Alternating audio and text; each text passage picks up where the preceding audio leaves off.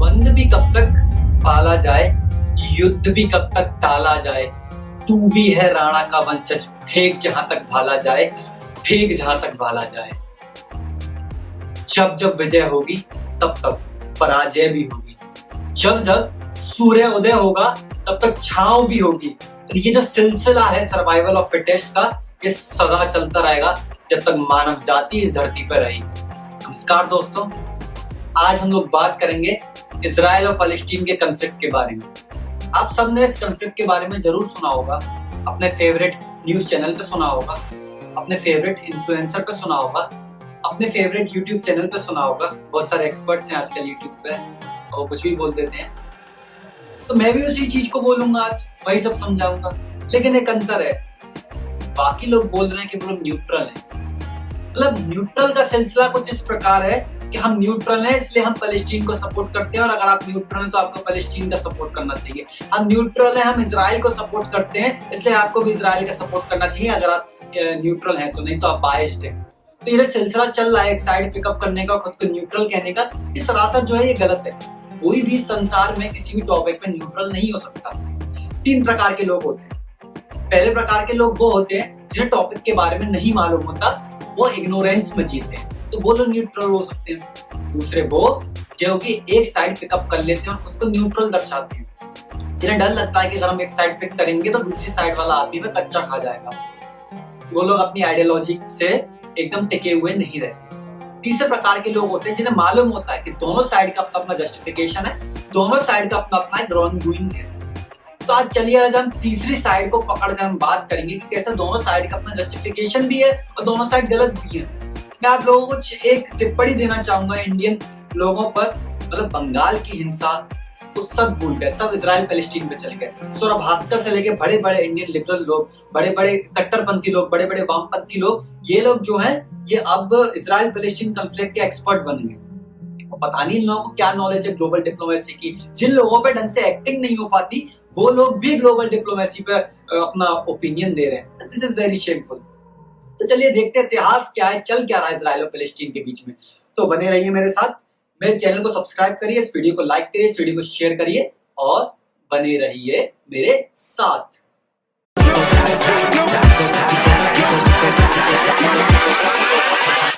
Hold up.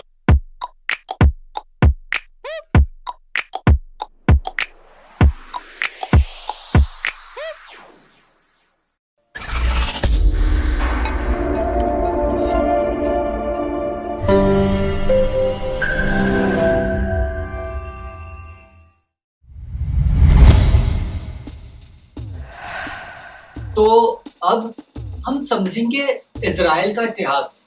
Kingdom of Judea, land of Judea, फलस्तीन, kingdom of Judea and Samaria, ये किसी भी नाम से आप इसे पुकार लो। आखिर इसका इतिहास क्या है? इसका इतिहास ये है कि सदियों पहले, हम बात करें बिफोर क्राइस्ट, जब जीसस क्राइस्ट पैदा भी नहीं हुए थे, तब इस इलाके में यहूदी रहा करते थे। यहूदी कौन? यहूदी यानी कि ज्यूस। ज्यूस कौन? आपको मालूम होगा अगर आप इस वीडियो को देख रहे हैं तो ज्यूस एक रिलीजन है जो कि अब्राहमिक रिलीजन्स का सबसे पहला रिलीजन है। बाकी 2 अब्राहमिक रिलीजन्स हैं, क्रिश्चियनिटी एंड इस्लाम। और ये तीनों ही धर्मों के लिए बड़ा सिग्निफिकेंट इलाका है जिसे हम जेरूसलम कहते हैं। तो जेरूसलम में किंग सोलोमन जो है तीनों धर्मों के लिए इंपॉर्टेंट सिग्निफिकेंस के लिए, लेकिन सबसे ज्यादा ज्यूस के लिए किंग सोलोमन ने टेम्पल बनाया था। और आज उस टेम्पल के जो चारों तरफ जो है काफी विवाद है। अभी हम समझेंगे वो विवाद क्यों है, क्या है। अब हुआ ये कि एक बड़ा एम्पायर जो है बिफोर क्राइस्ट के एरा में उभर के आया। तब वो रिपब्लिक हुआ करता था, बाद में एम्पायर बन गया। उसका नाम था द ग्रेट रोमन एम्पायर। बस रोमन एम्पायर ने किंगडम ऑफ जुडिया पर कब्जा कर लिया, और जो किंगडम ऑफ जुडिया है वो रोमन एम्पायर का ही एक गवर्निंग रीजन था। 2 बार यहूदियों ने रोमन एम्पायर के अगेंस्ट विद्रोह किया, रेबेलियन किया। रेबेलियन को दोनों बार दफना दिया गया, और दूसरी बार इस चीज ने शुरू कर दिया द ज्यूइश डिस्पोरा। अपने नेटिव लैंड से ज्यूस भागकर दूसरे देशों में, दूसरे इलाकों में जाकर शरण ले ली। अब बारी आती है 7th सेंचुरी। 7th सेंचुरी से आप समझ ही जाएंगे, 7th सेंचुरी में तीसरा अब्राहमिक रिलीजन एक उभर रहा था। ये अब्राहमिक रिलीजन का नाम था इस्लाम। इस्लामिक कैलिफेट के अंडर में 7th सेंचुरी में जेरूसलम और किंगडम ऑफ जुडिया, जिसे हम इजराइल कहते हैं, वो आ गए। उन्होंने इस पर जो है उस पर रूल किया और एक बहुत ही इंपॉर्टेंट मस्जिद अल अस्का मस्जिद का निर्माण किया, जो कि मक्का और मदीना के बाद तीसरे सबसे इंपॉर्टेंट प्लेस है इस्लाम में। देखिए, दो धर्मों का प्लेस। जीसस क्राइस्ट भी, क्रिश्चियनिटी भी इस चीज को बहुत सिग्निफिकेंट मानती है, क्योंकि जब रोमन्स ने जीसस क्राइस्ट को सूली पर चढ़ाया था तो वो भी जेरूसलम में ही चढ़ाया था। तो अब देखिए, एक ही छोटे से इलाके में तीन बड़े धर्मों का जो है वो सेंटर है, is the centre of the Abrahamic religion. तो अब इतिहास बढ़ता है और कैलिफेट से ये इजराइल का इलाका आपका ऑटोमन एम्पायर के पास आ जाता है। 19th सेंचुरी तक ये इलाका ऑटोमन एम्पायर के पास ही रहता है। 20th सेंचुरी के स्टार्टिंग में वर्ल्ड वॉर 1 होती है और वर्ल्ड वॉर 1 में ब्रिटेन इस इलाके को ऑटोमन एम्पायर से छुड़ा लेता है। उस इलाके पे ब्रिटेन कब्जा कर लेता है। ये वही दौर था जब जायोनिस्ट मूवमेंट जो है दुनिया भर में एक चरम पर था। इन लोगों की मांग थी कि ज्यूज ने सदियों तक परसिक्यूशन सहा है, अब इन लोगों को एक नए देश की जरूरत है, अपने खुद के देश की जरूरत है। मांग जायज है, ये मांग स्वीकार करनी चाहिए। तो ब्रिटेन ने कहा, हम आपको आप ही के नेटिव इलाके में लैंड देंगे, जिस लैंड का नाम है पैलेस्टीन और इजराइल। दो हिस्सों में इस चीज का जो भी बंटवारा होगा जैसे भी देंगे, अभी वो तय नहीं किया था, क्योंकि ब्रिटेन बंटवारे करने में, तो ब्रिटेन की आप लोगों को मालूम नहीं है इंडिया पाकिस्तान के बीच में क्या हुआ, तो इजराइल पैलेस्टीन का बंटवारा भी बहुत अच्छे से तो नहीं होना था। अब बारी आती है वर्ल्ड वॉर 2 की। वर्ल्ड वॉर 2 में अडॉल्फ हिटलर और नाजी पार्टी ने ज्यूज के अगेंस्ट अत्याचार किया और 6 मिलियन ज्यूज को होलोकॉस्ट में मारा। तो ये जो परसिक्यूशन ज्यूज ने सहा, उसकी वजह से उन्हें एक यूरोपियन सिंपैथी मिली, इन्हें वर्ल्ड वाइड सिंपैथी मिली कि नहीं, अब इन्हें एक देश की वाकई में जरूरत है। तो इन्हें वो जो देश प्रदान किया गया, वो प्रदान किया गया वही पैलेस्टीन और इजराइल के इलाके में, और ज्यूज सारे उस इलाके में आ गए। तो इतिहास यहाँ तक है। हम शुरू करते हैं बिफोर क्राइस्ट से, हम एंड होते हैं 1947 तक, 1948 1947 जब इन लोगों का निर्माण शुरू हुआ। अब आगे क्या होता है उसे जानने के लिए बने रहिए मेरे साथ।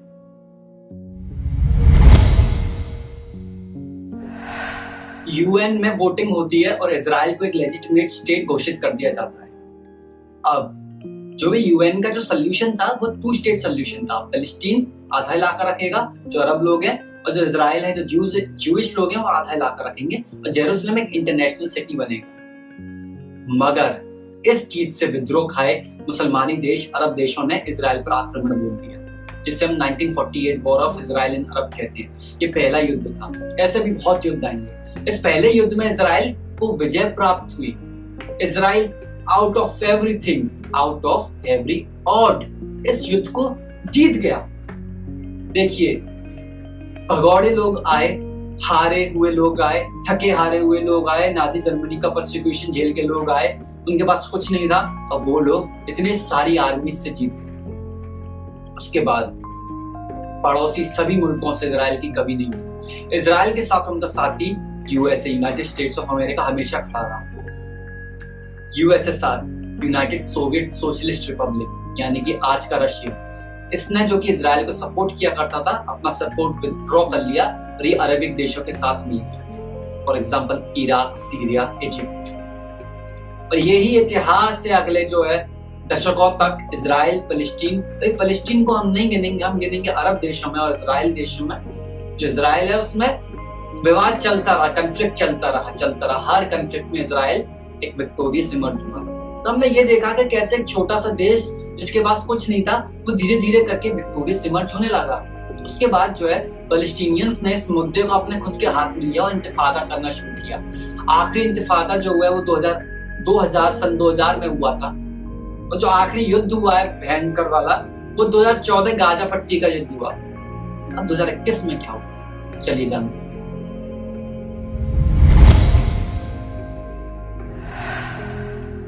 तो अब बारी आती है 2021 की। 2021 जब दुनिया एवं भारत कोरोना से जूझ रहे थे। इजराइल काफी हद तक कोरोना से बाहर आ चुका, पश्चिमी देश काफी हद तक कोरोना से निपट चुके। अब हुआ ये रमजान आने वाला था, और जो है मुस्लिम्स के जो होलीएस्ट वीक्स हैं, होलीएस्ट जो उनके त्योहार है वो आने वाले थे। इजराइल ने अल अस्का मॉस्क के सामने दमस्कस गेट पर बैरिकेडिंग कर दी। अब बारी आते 16 अप्रैल को क्या हुआ। 16 अप्रैल को तकरीबन 10,000 लोग जो हैं वो अल अस्का के सामने जुट गए और इजरायली पुलिस और उन लोगों के बीच में क्लैश हो गया।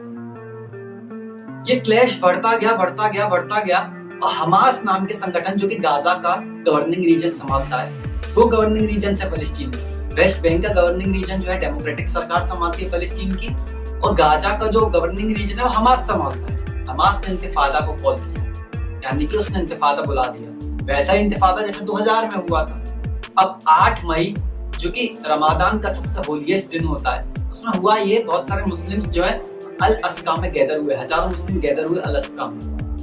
पुलिस ने उनके नंबर को स्टॉप कर दिया, कहा कि यहाँ पे अनरेस्ट हो सकता है। इस कारण जो है पैलेस्टीन के लोगों में और इजरायली पुलिस में बहुत भयानक क्लैश हो गया, और ये क्लैश बढ़ता चला गया। 10 मई को इजरायली पुलिस को थोड़ा ब्रूटैलिटी पे उतरना पड़ता है, टीयर गैस और बाकी सारे जो भी तंत्र हैं उनका इस्तेमाल करना पड़ता है लोगों को रोकने के लिए।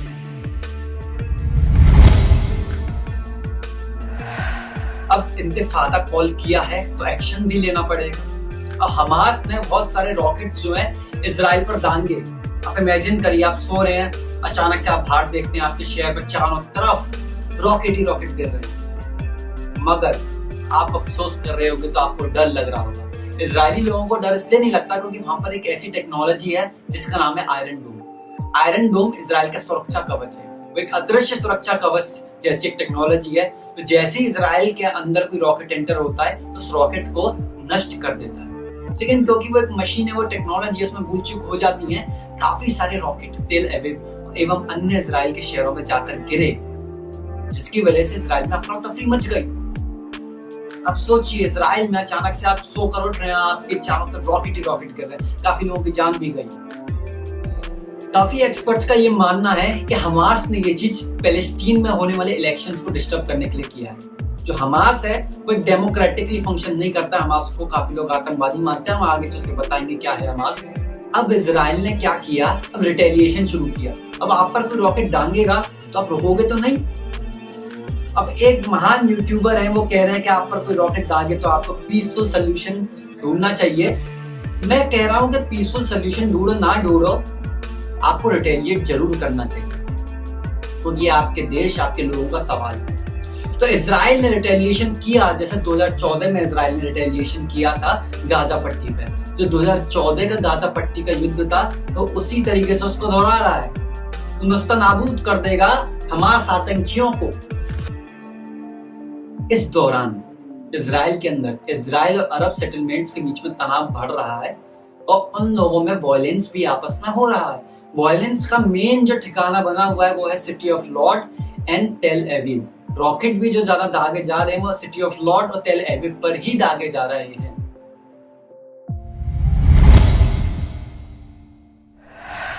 अब हम समझेंगे हमास कौन है। आखिरकार who are these Hamas? Hamas आखिर है कौन? इतना बड़ा की प्लेयर्स युद्ध का आखिर ये हमास है कौन?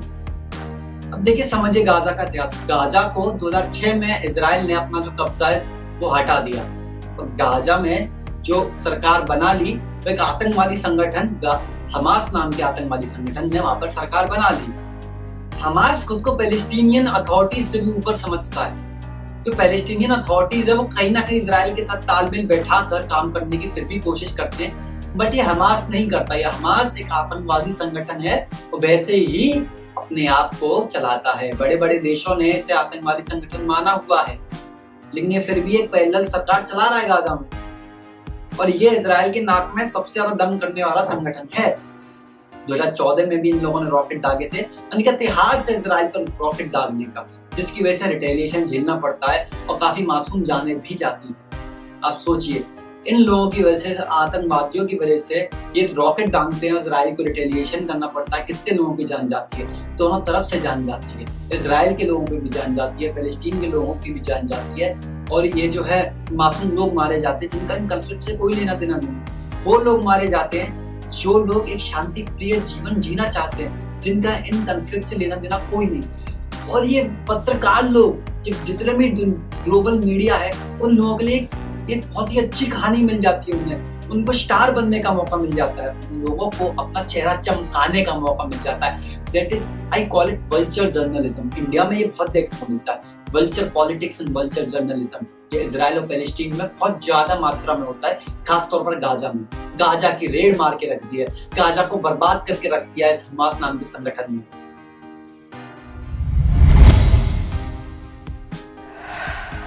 अब देखते हैं इन दिनों में क्या हुआ है, 10 तारीख से लेकर अब तक क्या हुआ। सबसे पहली जो खबर हमें जाननी चाहिए वो सभी इस्लामिक नेशंस ने मिलकर इजराइल को कंडेम किया। इनका एक संगठन है OIC। तो जो OIC है वो मिलकर काम करता है, सारे मुस्लिम देश आपस में मिलकर काम करते हैं। लेकिन ये मत समझिए कि इजराइल भी अकेला पड़ा हुआ है, नहीं, इजराइल अकेला नहीं पड़ा। इजराइल के साथ सारे वेस्टर्न पावर्स हैं। इन लोगों का जो वेस्टर्न अलायंस है, जिसमें नेटो अलायंस और नॉन नेटो अलायंस आते हैं, सब लोग मिलकर काम करते हैं। ये बहुत ताकतवर अलायंस है। अब समझिए, अलायंस में होने का यही एडवांटेज है। This is a big advantage of being in an alliance. This is a part of global diplomacy. हाँ, आप लोगों को एक और खबर बताऊं।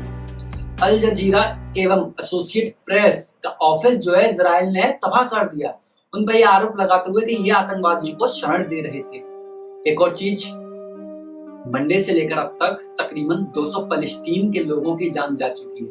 कितना दुर्भाग्य की बात है, कितनी दुख की बात है कि उनके आतंकवादियों की वजह से, जो कि रॉकेट छोड़ते हैं, मासूम लोगों की जान जा रही है, 200 लोगों की जान जा चुकी है। एक और बात मैं इसमें ऐड करना चाहूंगा, इजराइल ने कार्रवाई में हमास के टॉप लीडर्स पर हमला किया और उनको बर्बाद कर दिया। अमेरिका जो है बाइडन ने इजराइल का खुलकर समर्थन किया है, कहा है कि Israel has the right to defend itself. एक और बात मैं आपके नजर में डालना चाहूंगा कि पूरी दुनिया भर में जो है, जो ज्यूज है उन पर अटैक हो रहा है। जो पैलेस्टीनियन प्रोटेस्टर्स हैं वो दुनिया भर में ये चैंट कर रहे हैं, death to Israel, death to Israel. तो काफी जगहों पर कोई एक अकेला ज्यू मिल जाता तो उनकी लिंचिंग कर रहे हैं। तो ऐसा नहीं होना चाहिए, उनकी लिंचिंग नहीं होनी चाहिए। पीसफुल सोल्यूशन हमें ढूंढना चाहिए। अगर वहां पर कॉन्फ्लिक्ट चल रहा है तो कम से कम दूसरे देशों में जाके इन लोगों को ये सब नहीं करना चाहिए। तो कंक्लूजन ये है कि Israel has a right to defend itself. मगर जो लोग इजराइल को आंख बंद करके सपोर्ट कर रहे हैं वो ये भी भूल जाते हैं कहीं ना कहीं जो इजरायली ऑक्यूपेशन है पैलेस्टीन का, काफी हद तक वो काफी एट्रोसिटीज भी कमिट करता है। तो जैसा कि मैंने बताया कि दोनों साइड के जस्टिफिकेशन भी है, दोनों साइड का जो है गलतियां भी हैं। तो कहीं ना कहीं एक मिडिल सोल्यूशन निकालना पड़ेगा। तो वो बहुत कठिन काम है, लेकिन वो काम कठिन होते सोते भी आसान भी है।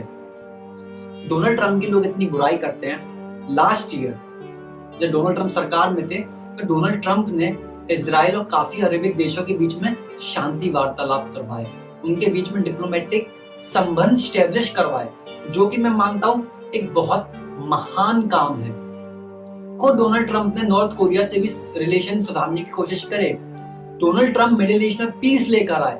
डोनाल्ड ट्रम्प के कार्यकाल में मिडिल ईस्ट ने बहुत कम वॉयलेंस देखा अपेक्षा ओबामा या फिर बाइडन और कोई रेजिम में। ये अमेरिका को बुरा माना जाता है ना कि वो मिडिल ईस्ट में बहुत सारे वॉर्स करता है, डोनाल्ड ट्रम्प ने नहीं किए। डोनाल्ड ट्रम्प पीस सोल्यूशन लेके आया इजराइल और अरबिक देशों के बीच में। और शायद अगर डोनाल्ड ट्रम्प 4 साल और रहते तो ये युद्ध ना देखने को मिलता। डोनाल्ड ट्रम्प इस युद्ध का कोई ना कोई सोल्यूशन निकाल लेते और उनके अगले 4 साल अगर आते वो, तो कहीं ना कहीं सोल्यूशन निकाल कर इजराइल और फिलिस्तीन के बीच में भी शांति वार्तालाप आते। तो देखिए जो है, लोग होते कुछ और हैं और करते कुछ और हैं। आप इतने बड़े बड़े लीडर्स को देखिए, ये वॉर को रुकवाने में कितना नाकामयाब होते हैं। मैंने जब आर्मेनिया अजरबैजान कॉन्फ्लिक्ट हुआ था तब भी मैंने ये चीज बोली थी कि no one is helping to resolve this war, only Russia is helping.